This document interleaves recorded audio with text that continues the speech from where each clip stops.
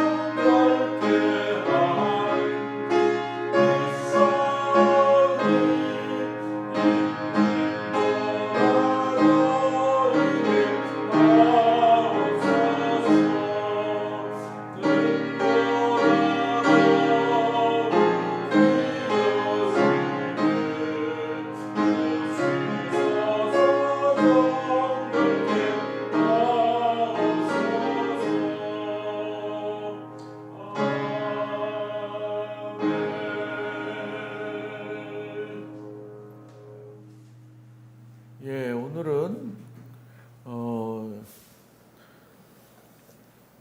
우리나라 광복절과 주일이 이렇게 겹쳤습니다. 그래서 오늘은 도대체 광복이 뭔가, 해방이 뭔가, 온전한 해방이 뭔가 살펴보는 말씀을 근거로 살펴보는 시간을 갖도록 하겠습니다. 우리가 일을 하다 보면 일을 끝날 때 이렇게 끝내고 돌아보면 좀 아쉬울 때가 많이 있습니다. 완전하지 않고 뭔가 부족하고 부실하다라는 생각이 들어서 좀 아쉽고 다시 했으면 좋겠다 이런 때가 있습니다. 뭐 개인적으로도 그렇고 이 공동체도 마찬가지입니다. 우리가 어떤 뭐 속해 있는 공동체도 뭔가 일을 할 때 열심히 했지만 뒤돌아보면 아쉽고 아유 좀 이건 또 이렇게 저렇게 더 했으면 좋겠다 이런 생각이 듭니다. 나라도 마찬가지지요. 우리나라 정부 뭐 국회 사법부가 열심히 수고하고 일하잖아요. 그러면 보도를 통해서 보면 아쉬울 때가 참 많습니다. 왜 저렇게 하지? 저 정도밖에 안 되나? 그래서 어떨 때는 신경질도 나고 또 마음도 힘들고 뭐 그럴 때가 있습니다. 교회 생활도 마찬가지입니다. 교회도 만족할 때보다 불만족할 때가 많아요. 저렇게 뻔히 말씀은 예수님은 저렇게 얘기하시는데 왜 저 정도밖에 따를 수 없지? 최선을 다한 것 같지가 않아. 뭐 이런 생각이 들 때가 있습니다. 그러니까 우리가 그렇게 만들어졌나 봐요. 완벽하지 못하게, 완전하지 못하게.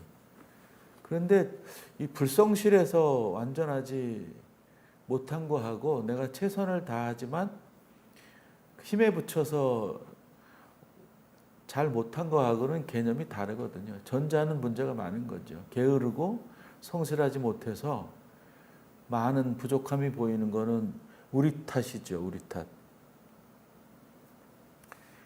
이거를 말씀드리는 이유는 우리나라가 일제 36년에 그 식민지 생활을 끝내고 해방되었습니다. 근데 해방되고 나서 다 좋을 줄 알았는데 여러 가지 아쉽고 부족하고 좀 그렇게 안 됐으면 하는 것이 많아요. 그 대표적인 것을 따져보면 뭐 중요하게 학자들은 세 가지를 나눠요. 세 가지. 하나는 뭐냐면은 제가 늘 기도할 때마다 빼놓지 않는 기도 내용이 있는데 뭔지 아시나요? 제가 개인적으로도 기도할 때마다 빼지 않고 또 공동체에서 대표 기도할 때도 꼭 거의 빼지 않는 기도가 있어요. 분단된 조국.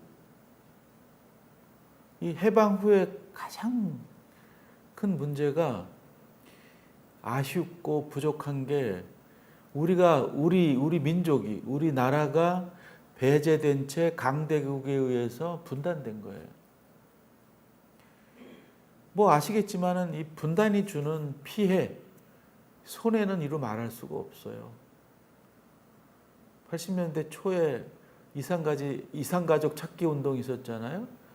그 텔레비전을 보면서 아는 사람들이 없어요. 뭐 이산가족이 없더라도 그 이산에 한을 품고 잃어버린 가족을 찾는 사람을 보면서 울고 또 잃어버린 가족들을 극적으로 만나서 같이 손잡고 안고 엉엉 우는 것을 보면서 또 같이 울고 이 분단이 주는 비극의 아주 상징을 우리가 경험했잖아요. 그리고 그 가족 못 만나고 죽어가는 분들이 거의 대다수예요. 이산가족은. 얼마나 안타깝습니까? 이 분단은 그야말로 비극의 현장인 거죠. 그 텔레비전 그 프로에 그 뭐 꼬리에 꼬리를 무는 이야기인가가 있어요. 그거 제가 그 자주 봤는데 역사물이고 뭐 시사물이고 해서 저는 그런 그 쪽을 좋아하거든요. 그렇게 좋아하도록 생겨 먹었나 봐요. 그때 그 국군 포로 장무환 선생에 관한 그 얘기가 있었어요. 장무환 선생이라고. 그야말로 자꾸 그야말이라는 말을 많이 쓰는데 드라마 같은 비극적 인생을 사셨어요. 45년간 포로가 되셨어요. 국군 포로, 6.25 때 국군 포로가 되셔서 45년간 북한에 사셨습니다. 그리고 탈출해가지고 45년 만에 한국으로 돌아오는 그 여정이었는데 탈출이나 그 귀환 자체가 드라마야, 극적이더라고요. 그 이야기를 듣고 보면서 막 눈물이 뭐 저절로 흘러나오더라고요. 와, 영화도 그런 영화가 없어요. 그렇게 만들려고 해도 만들 수가 없겠더라고요. 여기서 이제 결혼을 하고 군대를 갔어요. 군대를 세 번이나 갔더라고요. 처음에는 국군으로 갔다가 포로로 잡혀서 다시 인민군으로 내려왔어요. 그 다음에 다시 또 국군으로 올라가서 휴전이 돼가지고 내려오지 못하고 포로가 되어가지고 이제 사는 거예요. 그래서 이제 거기서 뭐 탄광에서 뭐 노동도 하고 그러다가 또 결혼도 하고 해가지고 남쪽에도 가족이 있고 북쪽에도 그런 분들이 꽤 많아요, 우리나라에. 오도 가도 못하니까. 그런 와중에 이제 탈출을 했는데 역시 우리나라 정부는 기대에 굉장히 부응하더라고요. 별로 그 자국민들에 대한 그 애정이 없는 듯한 공무원들의, 이분은 막 벌벌벌 떨면서 잡힐까봐 대사관에 전화를 했는데 뭐 한마디 하는 거, 뭐 할 수 없습니다, 뭐 이런 식으로. 왜 전화했느냐는 식이에요. 그러니까 그럴 수도 있을 것 같아요. 그런 드라마 같은 일을 내가 그 전화로 받을 거라는 생각을 아마 직원도 못 했겠죠. 그래도 그렇게 받으면 안 되겠죠. 어쨌든 이 분단으로 인한 상처와 피해와 고통이 지금도 이어지고 있어요. 이 반공이라는 이데올로기 때문에 숱한 남한의 사람들이 많이 죽었고, 또 북한에서도 숱한 사람들이 숙청됐고, 그러니까 이 남과 북으로 이념적으로 나뉘어져 가지고서는 피해 입은 사람이 한둘이 아니에요. 그 해방 후에 이 분단이 된 것이 참 아쉽고 안타깝습니다.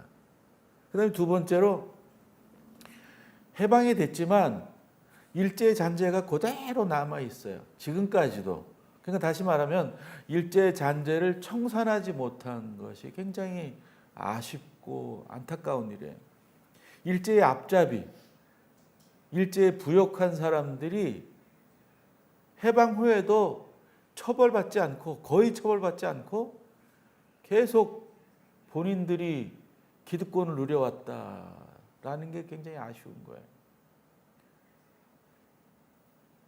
어떤 사람들은 친일을 했으면서도 막 독립운동가로 둔갑한 사람들도 여럿 있어요. 나중에 이제 밝혀져 가지고 고쳐졌지만은, 뭐 우리나라 뭐 전반에 걸쳐서 문화적으로도 이 생활적으로도 일제 잔재가 너무 많아요. 우리가 쓰는 용어들, 암암리에 그 일본 말을 쓰는 경향이 있단 말이죠. 제가 가끔 고쳐주는데 땡깡이란 말, 이거 일본 말이거든요. 근데 뭐 알만한 사람들도 막 자연스럽게 땡깡이 우리나라 말인 줄 알고 쓰는데, 그 땡깡이 우리나라 말이 아닙니다. 우리나라 말은 때를 쓴다 인데 우리는 땡깡이란 말을 써요. 뭐 일예로. 그리고 어떤 작업하는 일, 뭐 예를 들면 건축일을 할 때 뭐 하다못해 당구장 가서도 엄청난 일본 말이 있어요. 우리 이전도 사는 목수이라니까 아마 잘 알 거야. 일본 말 굉장히 많아요. 그게 안타까워요. 이 나치가 이제 망하고 나치에 부역했던 사람들을 독일이나 프랑스는 뭐 그래도 우리보단 상대적으로 깨끗하게 청산했어요. 지금도 처벌한단 말이에요. 지금도 잡아가지고. 근데 우리는 처벌하지 않고 뭐 되려 상을 주는 그런 형편이니까 이 독립운동가들이 지하에서 막 벌떡벌떡 일어날 것 같아요. 일어나고 싶어 할 것 같아요. 그리고 이 정치 지도자들이 분열된 거, 우리나라가 임시정부가 있었잖아요. 근데 그 열강들이 임시정부를 인정 안 했어요. 그러니까 임시정부 요인들이 이 그룹으로 들어와서 정치 세력화를 한 게 아니라 각자 돌아와서 각자 자기들의 어떤 입장이나 이런 것들을 펼치면서 정치를 해왔다 이 말이죠. 그러니까 말하자면 그런 거예요. 정치적 구심점이 결여돼 있고 뭐 아무것도 안 해왔던 민중들이라 막상 해방이 되고 뭐 했는데 뭐 다시 그 조선 왕정을 해야 될지 뭐 민주 공화정을 해야 될지 이런 것들도 몰랐단 말이에요. 그러니까 일제에 부역하던 자들이 그래도 지식인이고 이러니까 도맡아서 계속 정치도 이어왔고 또 그것이 지금까지 이제 독재로 이어져서 우리나라가 이렇게 고통을 당하게 되었다.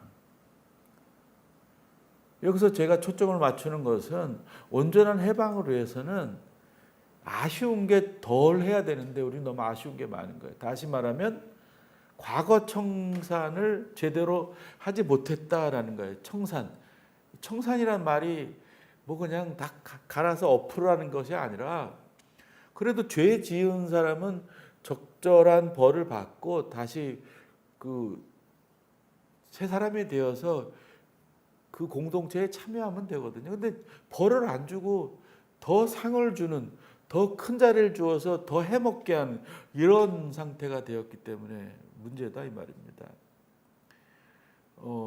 성서 말씀에 그런 거 있잖아요. 새 술은 새 부대에 담아야 된다.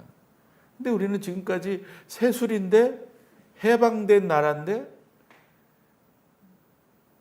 기존에 그 권력을 잡았던 사람들이 계속 잡아왔던 거예요. 그러니까 새 술을 새 부대에 담는 일을 못 해왔어요. 그게 참 너무도 아쉽고 안타까운 일이죠. 그 일만 했으면 우리나라가 분단도 안 됐을 것이고 뭐 분단이 됐더라도 좀 더 이 통일이 빨리 되어서 이 분단이 주는 고통을 덜 받았겠죠. 이제 말씀으로 돌아와 봅니다. 출애굽의 이스라엘을 오늘 본문으로 우리가 읽었어요. 어떻습니까? 과거를 그리워하고 아쉬워합니다. 예? 식민지 생활이 더 낫다 이런 거예요. 이게 무슨 상황이냐면은 이제 홍해를 넘어가려는 상황이에요. 출애굽에서 그냥 뭐 큰 바다가 넘실거리고 뒤에서는 이 애굽의 기병들이 막 그냥 벌떼처럼 오니까는 이 진퇴양난이죠. 어떻게 할 수가 없는 거예요. 그러니까 겁을 집어먹었죠. 무서웠어요. 그러니까 하는 말인 거예요. 야, 애굽에서는 잘 먹고 잘 살고 고기만 시컷 먹었었는데 이 광야에 나와 가지고서는 뭐 우리를 뭐 애굽에서 탈출시킨다 해놓고서는 완전히 이 허허벌판에서 죽게 만드는구나. 이렇게 원망하고 불평하는 그런 이스라엘 백성들인 거죠. 차라리 이 기름기 있는 음식을 먹는 게 더 좋다. 이 자유보다 해방보다 뭐 그런 얘기인 거예요. 그러니까는 뭐 배부른 돼지가 되겠다 뭐 이런 뜻하고도 그 같다라고도 볼 수 있는 거죠. 여기서 우리가 깨달을 수 있는 것은 그리스도인이 된다는 것은 이 잘못된 과거를 청산하는 것이다 이렇게 이해하시면 될 것 같아요. 이스라엘 백성들이 이 청산하려고 온전한 하나님의 백성이 되려고 청산하려고 나왔는데 여러 가지 어려움을 닥치다 보니까는 이제 후회하는 거죠. 그리고 잘 먹고 잘 살았던 그때를 물질적으로 잘 살고 잘 먹었던 때를 회상하고 그리워하고 그때가 좋았다라고 하는 거죠. 그게 아닌데 보이는 것에 대한 가치의 중요도를 주고 살았다 이 말이죠.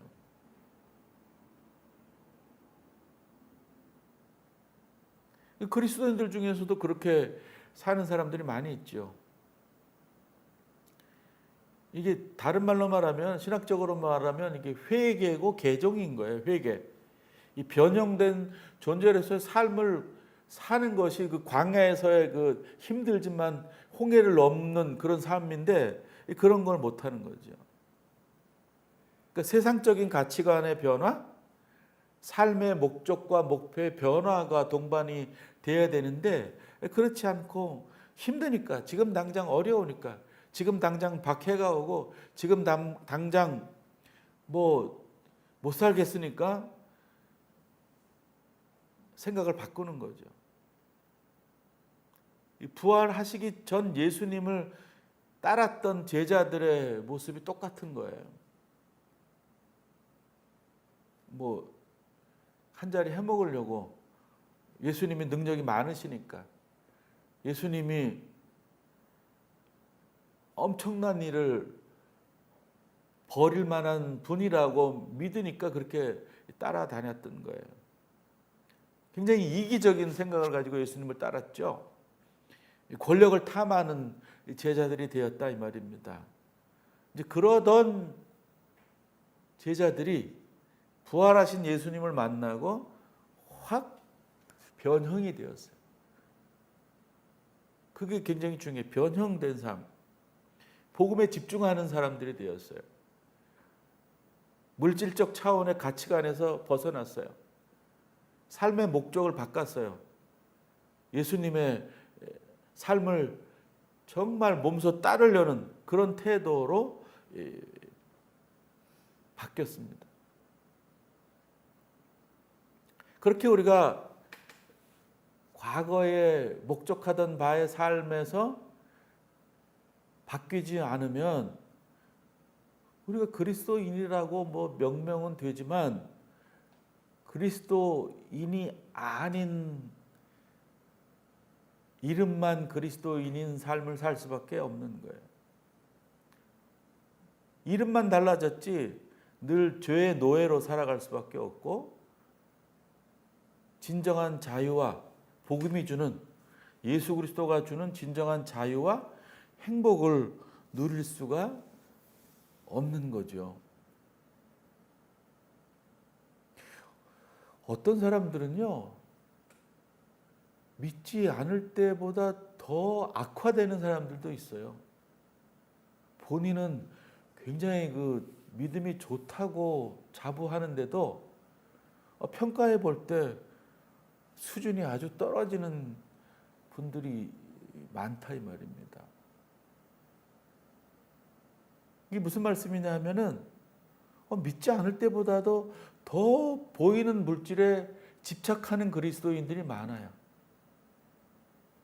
그러니까 물질을 초월하는 가치를 가지고 살아야 되는데 물질에 더 집착하고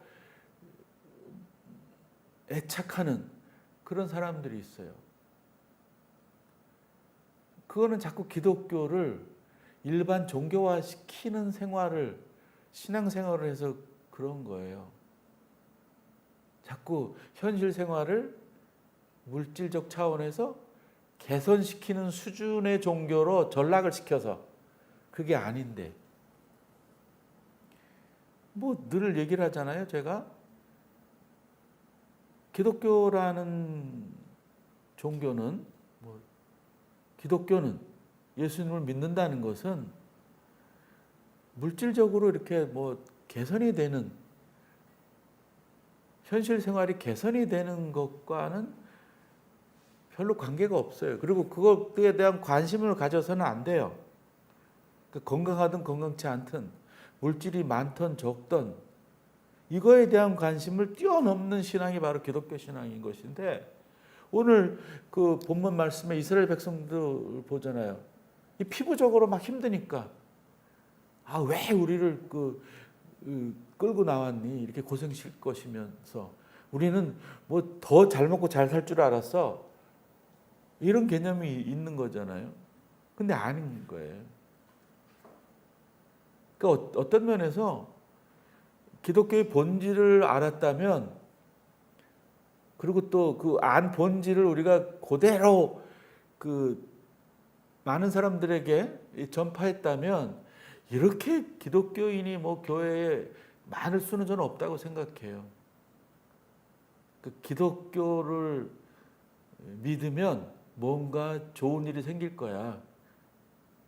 네가 안 믿을 때보다 더 건강해지고, 더 부자가 되고, 더 물질적인 어떤 차원에서 큰 혜택을 입을 거야. 뭐 이런 식으로 우리가 했기 때문에 그런 거예요.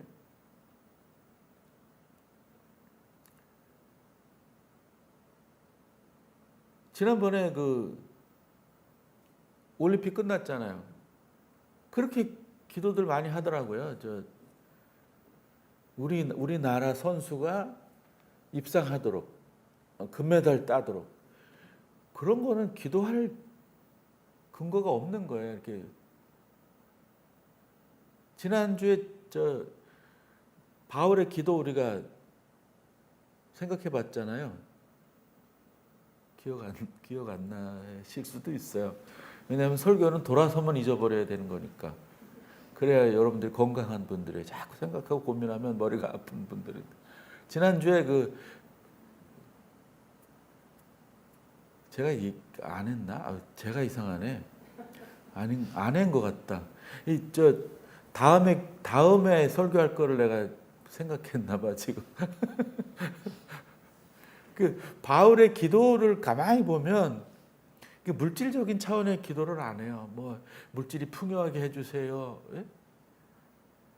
뭐 잘 먹고 잘 살게 해주세요. 이런 기도 아니고 복음에 관련돼서 정말 일치하고 협력하는 그런 성도가 되게 해달라는 가운데 그것에서 더 기쁘고 즐겁고 자유하고 행복하기를 바라는 기도를 해요. 우리는 그런 기도를 안 하잖아요. 아주 피부적으로 와닿도록 뭔가 혜택을 입도록 해주세요라고 기도하잖아요. 그런 기도를 하면 안 된다라는 거죠. 너무 이 보이는 것, 이 만질 수 있는 것, 그런 차원에서 빨리 넘어가야 되는, 그게 신앙 안에서의 과거 청산인 거예요.